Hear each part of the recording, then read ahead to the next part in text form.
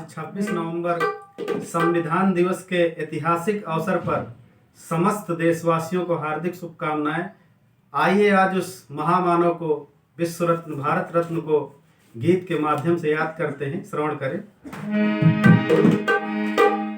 सदियों से बाबा साहब अम्बेडकर महान थे, भारत किसान थे, विश्व किसान थे, आज भी है और